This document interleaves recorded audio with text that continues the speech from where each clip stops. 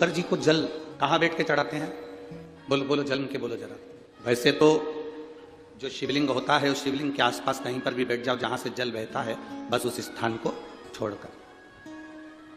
पर विशेष जल चढ़ाने का स्थान कहां से बताया गया? उत्तर की ओर मुख कर कर। हमें दक्षिण में बैठना है, उत्तर में मुख करना है।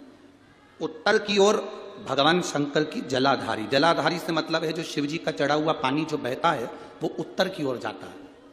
तो हम कहां बैठते हैं? बोलो बोलो जम के, दक्षिण की ओर। मान लो शिव जी का पानी इधर जा रहा है तो तुम्हें इधर बैठना है, शिव जी का पानी इधर जा रहा है तो तुम्हें इधर बैठना है। वैसे तो शंकर के शिवलिंग के आसपास कहीं पर भी बैठकर पूजन कर सकते हो, पर विशेष कोई कामना होती है, विशेष कोई मनोकामना है और आपका दुख जब कटता नहीं है, आप हार जाते हो, तब उस समय पर दक्षिण में बैठकर जहां उत्तर की ओर मुख कर कर भगवान देवाधिदेव महादेव को जल समर्पित किया जाता है। उत्तर दिशा में ऐसा क्या है कि शंकर जी का जल उत्तर की ओर जाता है? ये उत्तर और दक्षिण, ये दो दिशा तो हमारे यहाँ बड़ी विचित्र मानी जाती है। हमारे यहाँ सबसे अच्छी दिशा, कोई मकान भी लेता है तो कहता है पूर्व पश्चिम का मकान होना चाहिए। कोई मकान ले, पूर्व का मकान हो, पश्चिम का मकान हो। कोई दुकान ले तो कहते हैं पूर्व पश्चिम का मकान दुकान हो।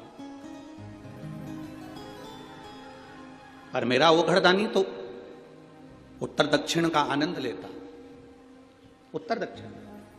ऐसा दक्षिण दिशा में ऐसा क्या है कि शंकर जी का चढ़ा हुआ जल दक्षिण में ही जाता है? यहां तक शिव महापुराण की कथा कहती है, मान लो आपके घर में छोटा सा शिवलिंग है, आपके घर में छोटा सा शिवलिंग है, उस शिवलिंग को आपने थाली में रख लिया। थाली में रखने के बाद, गूंज रहा है आवाज, थाली में रखने के बाद उस थाली में शिवलिंग को रख लिया, आपने उसको स्नान कराया। थाली में भी अगर शिवलिंग रख रहे हो तो उस शिवलिंग का जो दिशा है वो उत्तर की होना चाहिए। भले आप मंदिर में पूरा पश्चिम में बैठे हो, आपके घर का मंदिर तो पूरा पश्चिम में ही होगा, आपके घर का मंदिर कहां होगा? पूरा पश्चिम में। पर शिवलिंग की दिशा कहां रखना है? उसकी जलाधारी की दिशा कहां रखना है? जम के बोलो जरा, उत्तर। आप मंदिर में पूरा पश्चिम में बैठो, आपके घर के मंदिर में आप पूरा पश्चिम में बैठ के पूजन करो, क्योंकि आपका मंदिर पूरा पश्चिम में होगा। ऐसा कोई घर नहीं जिसके घर के अंदर मंदिर पूरा पश्चिम में नहीं है।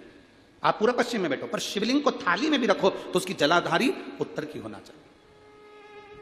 आपने अगर स्नान कराया है शंकर भगवान के शिवलिंग का जल जो आप लेकर जा रहे हो विसर्जन करने के लिए, शिवलिंग का चढ़ा हुआ पानी जो भगवान को हम घर में स्नान कराते हैं, भगवान को घर में नहलाते हैं, स्नान का जो जल होता है उसको हम ले जाकर जब वृक्ष में डालते हैं, उस समय पर शंकर का घर में चढ़ा हुआ जल जब हम ले जाकर उसको डालते हैं वृक्ष में, अगर आपका ध्यान उत्तर की ओर है, आपका मुख उत्तर की ओर है, भले आप जल डाल रहे हैं पर मुख यदि आपका उत्तर की ओर है तो आपकी मनोकामना पूर्ण होती ही है, ये निश्चित है।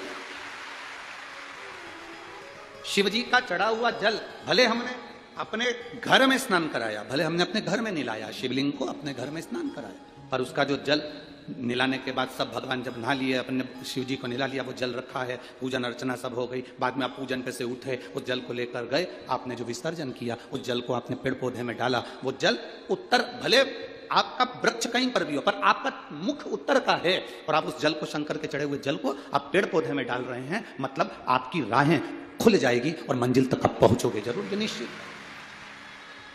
निश्चित था।